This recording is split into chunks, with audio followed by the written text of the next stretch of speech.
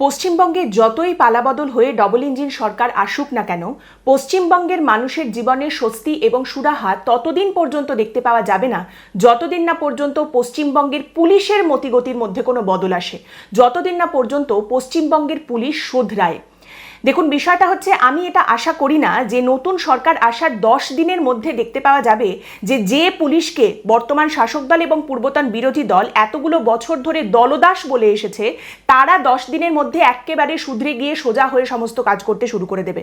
কিংবা আমি এটাও আশা করি না যে নতুন সরকার আসার সঙ্গে সঙ্গে মানুষ লালবাজারের দিকে তাকিয়ে বলতে শুরু করবেন যে ব্যাস এইবারেই তো পুলিশ আমাদের হেনস্থার বদলে সুরাহা দিতে শুরু করবে। কিন্তু যখন একটা নতুন সরকার পশ্চিমবঙ্গে এসেছে এবং তারা আইনের শাসনের কথা বলছে, তখন অন্তত এটুকু আশা করা যায় যে সেই আইনের শাসন যারা রাস্তাঘাটে সাধারণ মানুষের মধ্যে বলবৎ করবেন, তাদের মধ্যে বদলের শুরুটা যেন দেখতে পাওয়া যায়, বা সরকার তাদের ওপর এমন চাপ দেবে যাতে তারা বাপ করে নিজেদের কাজটা স্বাধীনভাবে সঠিকভাবে করতে শুরু করে দেয়। আমি এই কথাটা বলছি দুটো বিষয়ের জন্য।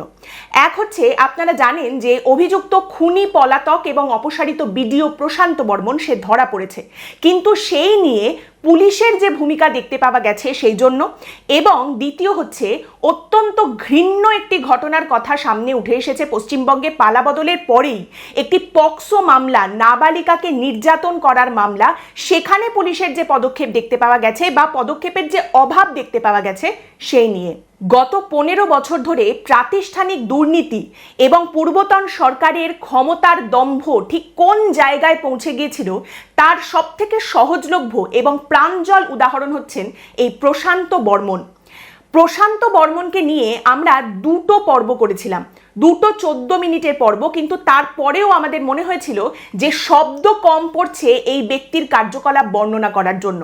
তার বাড়িতে সোনা চুরি হয়েছে এবং সেই সোনার গয়না চুরি করেছে এই সন্দেহে প্রশান্ত বর্মন একটি নীলবাতি লাগানো সরকারি গাড়ি করে গিয়ে এক ব্যক্তিকে অপহরণ করেন, কিডন্যাপ করে নিয়ে যান এবং তারপর সেই ব্যক্তিকে খুন করেন, মেরে ফেলেন।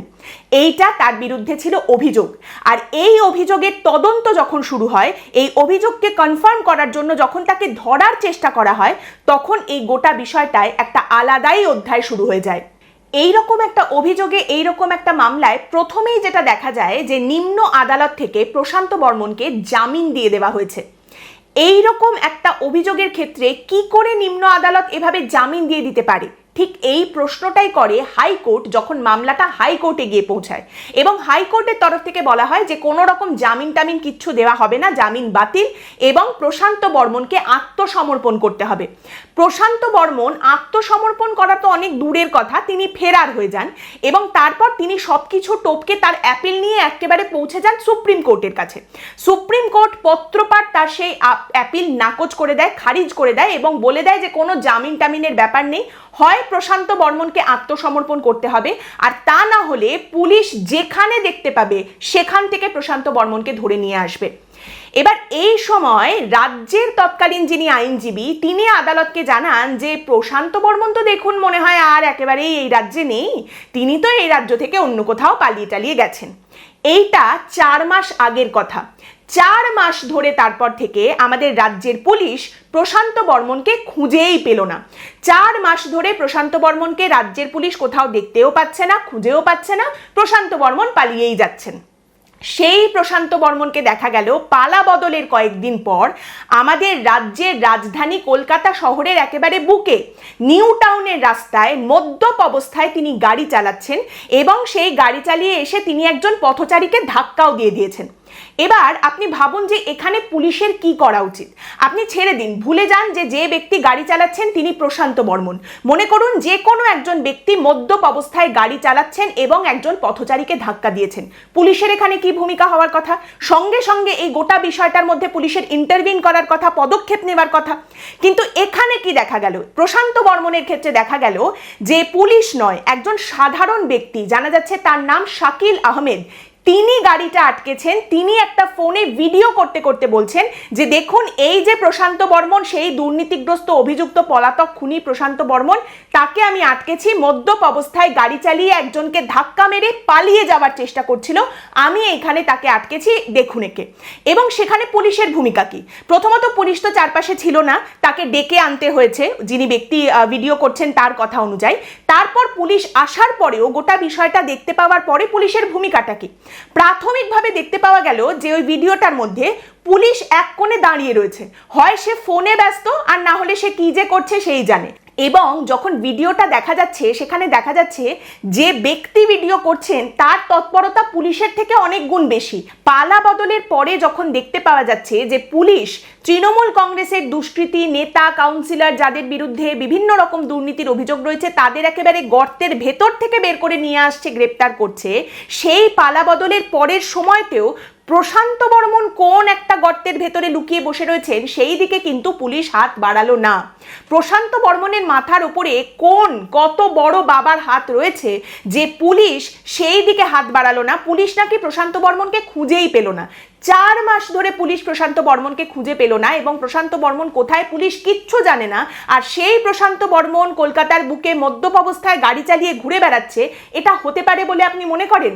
মানে প্রশান্ত বর্মন সেদিন তার মানে গ্রেপ্তার হয়েছেন, এই যে পুলিশ ধরেছে, শুধুমাত্র একটাই কারণে যে ওই ব্যক্তি সেদিন ভিডিওটা করছিলেন, সেই কারণে প্রশান্ত বর্মন ধরা পড়েছেন। এই রাজ্যে পালা বদল হয়ে যাক, মালা বদল হয়ে যাক, যাই হয়ে যাক, পুলিশের ব্যাপারটা হচ্ছে আমরা যেখানে ছিলাম আমরা সেখানেই থাকবো, আমাদের যা বলবে শাসক দল আমরা তাই করব। মানে তৃণমূল কংগ্রেসের আমলে আমরা বিজেপিকে পেটাতাম, ব্যাস খুশিতে থাকতো শাসক দল, কোনো অসুবিধা নেই। এবার বিজেপি এখন ক্ষমতায় রয়েছে, এবার আমরা তৃণমূলকে পেটাবো, ব্যাস ওই পর্যন্তই আমাদের কাজ, এর থেকে বেশি আমরা আর কিছু করব না, আমাদের আর এর থেকে বেশি কিছু করার নেই। ল অ্যান্ড অর্ডার মেনটেন করতে হবে, ওসবের তো কোনো বালাই নেই, ল তো তারা নিজেই, আর অর্ডার কে আর দেখে কেই বা মেনটেন করে, ওসবের কোনো ধার ধারার দরকার নেই। এই ঘটনাটাকে মন্ত্রী অগ্নিমিত্রা পাল এইভাবে কাটিয়ে দেওয়ার চেষ্টা করেছেন যে দেখুন তৃণমূল আমলে কিন্তু প্রশান্ত বর্মনকে খুঁজে পাওয়া গেল না, পালা বদলের পর বিজেপির সরকার আসতেই কিন্তু প্রশান্ত বর্মনকে খুঁজে পাওয়া গেল। আর এই ঘটনা সম্পর্কে মনে হয় সব থেকে ঠিক বর্ণনা করেছেন অন্য আরেকজন মন্ত্রী, তিনি হচ্ছেন দিলীপ ঘোষ। তিনি যে কথাটা বলেছেন আমি একদম কোট আনকোট আপনাদের পড়ে শোনাচ্ছি, এমনিতে আমি কখনো মিসকোট করি না, কিন্তু তাও সাবধানের মার নেই। আর যিনি বক্তা তিনি হচ্ছেন দিলীপ ঘোষ, তাই পড়ে শোনাচ্ছি। দিলীপ ঘোষ এই ঘটনা নিয়ে বলছেন, পুলিশ তো কাউকেই খুঁজে পায় না, তাদের সাথে সন্ধেবেলা বসে খায়, সে বলছে পাচ্ছি না খুঁজে। সব জায়গায় এই সমস্যা আছে, পুলিশের অভ্যেস না পাল্টালে মানুষ পাল্টে দেবে। শুরু হয়ে গেছে বিভিন্ন জায়গায়, পাবলিক যেভাবে অ্যাগ্রেসিভ হয়ে বেরিয়ে আসছে, তারপর কে কাকে বাঁচাবে? পুলিশ লোককে বাঁচাবে? পুলিশকে কে বাঁচাবে? পুলিশের সাবধান হওয়া উচিত। যা ঘটনা ঘটছে চারদিকে, লোক খেপে গেছে এতদিন অত্যাচার সহ্য করতে করতে। সব জায়গায় অপরাধের সাথে পুলিশ জড়িয়ে আছে, সেই খবর আসছে আমাদের কাছে। পুলিশ নিজের দায়িত্ব পালন করুক এবার, না হলে জনরোষ এমন হবে যা কেউ কাউকে বাঁচাতে পারবে না। এখন তো কমপক্ষে ঠিক হওয়া উচিত, না হলে এদেরকে গ্যারেজ করা হবে সব কটাকে, বা আইনের হাতে তুলে দিতে হবে। এখন পুলিশ এই নতুন সরকারের আমলে শোধরাবে কিনা সে একমাত্র পুলিশই বলতে পারবে। তবে পুলিশের শোধরানোর কোনো লক্ষণ যে এখনই দেখতে পাওয়া যাচ্ছে না, সেটা কিন্তু প্রমাণিত হয় আরও একটি ঘটনায়। আমি তৃণমূল আমলে এই রকম খবর বহুবার করেছি, যেখানে দেখা গেছে যে তৃণমূলের নেতা, সে পঞ্চায়েত প্রধান হতে পারে, সে ব্লক সভাপতি হতে পারে, বুথ সভাপতি হতে পারে, সে কোনো না কোনোভাবে কোনো নারী নির্যাতন করেছে, যৌন হেনস্থা করেছে, কখনো কখনো নাবালিকাদের ওপরে এই নিগ্রহ, এই অত্যাচার করেছে, ধর্ষণের ঘটনা ঘটেছে। এবং প্রথমে তো সেগুলো নিয়ে কোনো এফআইআর অভিযোগ এ সমস্ত নেওয়া হতো না। তারপর যদি বা সেই অভিযোগ এগোতো, যদি কোনো রকমভাবে মামলাটা এগোতো, তখন সেই নির্যাতিতার পরিবারের ওপরে যে ধরনের অত্যাচার নেমে আসতো সে বলার কথা নয়, অসহনীয় অত্যাচার। অত্যাচার এই কারণে যে সেই নির্যাতিতার পরিবার যাতে মামলাটা তুলে নেয়, যাতে অভিযোগটা তুলে নেয়। এমন ঘটনা পর্যন্ত ঘটেছে যেখানে হাইকোর্টের তরফ থেকে পুলিশকে বলা হয়েছে নির্যাতিতার পরিবারকে সুরক্ষা দিতে হবে, এবং সেই নির্যাতিতার পরিবারের বাড়ির ওপরে বোমা মারা হয়েছে শুধুমাত্র ভয় দেখানোর জন্য যে মামলাটা যাতে তারা তুলে নেয়। এবং বেশিরভাগ ক্ষেত্রে দেখা গেছে পুলিশ মুখে কুলু পেটে দাঁড়িয়ে রয়েছে, নীরব দর্শক হয়ে রয়েছে। এই পরিস্থিতির বদল হবে। এই রকম ঘটনা এরপরে আর দেখতে পাওয়া যাবে না। শাসক দলের ওপর থেকে নির্যাতিতার পরিবারকে এইভাবে মামলা তুলে নেওয়ার জন্য আর চাপ দেওয়া হবে না। এই স্বপ্ন নিয়ে বাংলার মানুষ পালাবদল ঘটিয়েছেন। একটা নতুন দিনের স্বপ্ন তারা দেখতে শুরু করেছেন। কিন্তু পালাবদলের পর কি হলো, বাস্তবে কি দেখা গেল? এই একটা ঘটনার মাধ্যমে বাস্তবটা কি সেটা আমাদের চোখের সামনে আবারও এলো। ঘটনাটা শান্তিপুরের, এবং সেখানে পালাবদলের সঙ্গে সঙ্গে বিজেপি ক্ষমতায় আসার সঙ্গে সঙ্গে বিজেপির একজন বুথ সভাপতি এক নির্যাতিতার বাড়িতে গিয়ে তাদের হুমকি দিয়ে বলেছেন যে এখন কিন্তু ক্ষমতা বদলে গেছে, ক্ষমতার পরিবর্তন হয়ে গেছে, এখন তোদের কথা আর কেউ শুনবে না, ভালোয় ভালোয় মামলাটা তুলে নে, তা না হলে কিন্তু বাড়িতে আগুন লাগিয়ে প্রাণে মেরে দেব। 2024-এ একটি অভিযোগ উঠে আসে যেখানে বলা হয় যে 60 বছরের এক ব্যক্তি 2 বছরের একটি শিশু কন্যাকে যৌন নিগ্রহ করেছে, এবং সেই 60 বছরের ব্যক্তি তিনি একজন বিজেপির কার্যকর্তা, তৎকালীন বিজেপির বুথ সভাপতি। এবং এই অভিযোগ সামনে উঠে আসার পরে এটাও সামনে উঠে আসে যে এই নিগ্রহ এতটাই ভয়ঙ্কর ছিল যে ওই শিশু কন্যার গোপনাঙ্গে রক্ত জমাট বেঁধে যায়। পুলিশ সেই সময় তদন্তটা এগিয়ে নিয়ে যায়, সেই ব্যক্তিকে গ্রেপ্তার করা হয়। এখন সেই ব্যক্তি জেলে রয়েছেন এবং এই মামলা বিচারাধীন রয়েছে। এবং সেই সময় পালা বদলের সঙ্গে সঙ্গে বিজেপির বর্তমান বুথ সভাপতি তিনি গিয়ে সেই নাবালিকার পরিবারকে হুমকি দিচ্ছেন যে মামলাটা কিন্তু এবার তুলে নিতে হবে, আমরা কিন্তু ক্ষমতায় এসেছি। এবং পরে যখন সংবাদ মাধ্যমের তরফ থেকে বিজেপির এই বুথ সভাপতি সুধীর দাসকে প্রশ্ন করা হয় যে আপনি কি সত্যি এইভাবে নাবালিকার পরিবারকে গিয়ে ভয় দেখিয়েছেন, হুমকি দিয়েছেন, মামলা তুলে নেবার কথা বলেছেন, তিনি কি উত্তর দেন? তিনি বলেন, ওই রাতে আমরা মেয়েটির বাড়িতে গিয়েছিলাম, তবে অনুরোধ করতে। আমরা কেবল মামলা তুলে নেওয়ার জন্য অনুরোধ করেছি, বাড়ির ভেতরেও ঢুকিনি, বাইরে দাঁড়িয়ে কথা বলেছি নাবালিকার বাবার সঙ্গে। কারা হুমকি দিয়েছে সেটা আমাদের জানা নেই, কিন্তু আমি মারার হুমকি দিইনি, কারণ তারা যদি অভিযোগ না তুলে নেয় তাহলে আমাদের কিছু করার নেই, আদালতে মামলা চলছে। আর ওই নাবালিকার মা তিনি কি বলেছেন? তিনি বলছেন, আমরা কোনো রাজনৈতিক দলের সঙ্গে যুক্ত নই, আমার স্বামী শ্রমিকের কাজ করে আর তা দিয়ে কোনো রকমের সংসার চলে আমাদের। গত 2 বছর আগে আমার নাবালিকা মেয়েকে যেভাবে হেনস্থা করেছিল প্রায় 60 বছরের এক ব্যক্তি, তার পরিপ্রেক্ষিতে আমরা থানায় অভিযোগ দায়ের করেছিলাম। বর্তমানে তিনি জেল খাটছেন এবং মামলা সম্পূর্ণ আদালতের তত্ত্বাবধানে রয়েছে। এখন সেই মনোরঞ্জন হালদারের পরিবারের লোকজন এবং বর্তমান বিজেপির বুথ সভাপতি সুধীর দাস আমাদের ভয় দেখাচ্ছে, বাড়ি জ্বালিয়ে দেওয়ার হুমকি দিচ্ছে। আমার স্বামী একা কাজে যায়, আমাদের চরম আতঙ্কে দিন কাটছে। আমরা চাই এর একটা সুব্যবস্থা করুক প্রশাসন। দেখুন, এই বিষয়টাকে আপনি অনেক রকমভাবে ভাবতে পারেন। আপনি বলতে পারেন যে এটা একটা গাঁজা কেস ছিল, এটা গাঁজা কেস ছিল সেই জন্য এরকম কথা বলা হচ্ছে। গাঁজা কেসই যদি বিজেপির কারুর বিরুদ্ধে ছিল তাহলে এখন সেই গাঁজা কেস সরানোর জন্য তো বিজেপিকে হুমকি দিতে হবে না, বিজেপি তো এখন ক্ষমতায় রয়েছে। আবারও আপনাদের মনে করিয়ে দিই, 60 বছর বয়সের একটা লোক যৌন নিগ্রহ করেছে 2 বছর বয়সের এক শিশু কন্যাকে, এইটা অভিযোগ।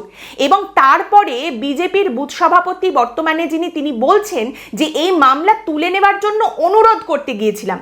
এটা কি বলা যায়? এটা কি সত্যি বলা যায় এরকম একটা ঘটনায়? এটাকে ডিফেন্ড করা যায়? এটার হয়ে সাফাই গাওয়া যায়? আপনি এটার হয়ে যদি সাফাই গাইতে চান, আপনি যদি এটাকে ডিফেন্ড করতে চান, সেই নর্দমায় আপনি নামতে চান, সেটা বুঝতে পারছি, কিন্তু তাহলে বলতে হবে আপনি একেবারে সেই পূর্বতন সরকারের ভাষা ধরে নিয়েছেন, একেবারে সেই ভাষাতেই আপনি বলতে চাইছেন এটা একটা ছোট্ট ঘটনা বা এটা একটা বিচ্ছিন্ন ঘটনা। আমি আশা করি যে এখন আপনারা পূর্বতন সরকারের সেই নোংরামিতে চলে যাবেন না যেখানে এখানেও হয়তো আপনাদের বলতে হবে যে দেখো গিয়ে এখানে কোনো একটা লাভ অ্যাফেয়ার ছিল হয়তো। বিজেপির তরফ থেকে দলগতভাবে এখনো পর্যন্ত কি এই বিজেপির বুথ সভাপতি সুধীর দাসের বিরুদ্ধে কোনো রকম পদক্ষেপের কথা সামনে উঠে এসেছে? এখনো পর্যন্ত দলগতভাবে এর বিরুদ্ধে কোনো রকম পদক্ষেপ নেওয়া হয়েছে সেরকম কোনো কথা সামনে উঠে আসেনি। একজন বিজেপির বুথ সভাপতি পালা বদলের পরে, বিজেপি পশ্চিমবঙ্গে ক্ষমতায় আসার পরে এইরকম কথা কি করে বলতে পারেন? তিনি যদি শুধুমাত্র অনুরোধও করেন যে মামলাটা তুলে নিন, এইরকম একটা যৌন নিগ্রহের মামলা, সেটা তিনি কি করে বলতে পারেন? এবং এখানে আমি যদি ধরে নিই যে বিজেপিতে এতজন এখন বিধায়ক রয়েছেন, 208 জন বিধায়ক রয়েছেন, তাদের কাজ পর্যন্ত এখনো পর্যন্ত কথাবার্তাগুলো গিয়ে পৌঁছায়নি। প্রশাসন কি করছে, সেখানে লোকাল যে প্রশাসন রয়েছে, পুলিশ রয়েছে, তাদের পদক্ষেপটা কি? এই খবরটা তো প্রথম এসেছিল 22শে মে যে হুমকি দেওয়া হয়েছে, তারপর 24শে মে খবর হয় যে দুদিন কেটে গেছে, এখনো পর্যন্ত সুধীর দাস সহ 6 জন যারা হুমকি দিয়েছিল তাদের পুলিশ ধরতে পারেনি, গ্রেপ্তার করতে পারেনি। আজ 26শে মে, 4 দিন কেটে গেছে, এখনো পর্যন্ত পুলিশ তাদের গ্রেপ্তার করতে পারেনি। আচ্ছা, এই যে বিজেপি বর্তমানে ক্ষমতায় এসেছে, এই দলটা যে ক্ষমতায় এসেছে এর পেছনে একটা বিরাট বড় ভূমিকা রয়েছে আর.জি. করের ঘটনার। রত্না দেবনাথ, অবয়ার মা, তিনি বর্তমানে বিজেপিতে রয়েছেন। তাহলে সেই দলও কোনো যদি ব্যবস্থা না নেয়, প্রশাসনও ব্যবস্থা না নেয়, তাহলে সাধারণ মানুষ যাবেনটা কোথায়? তাহলে সাধারণ মানুষ কি করবেন?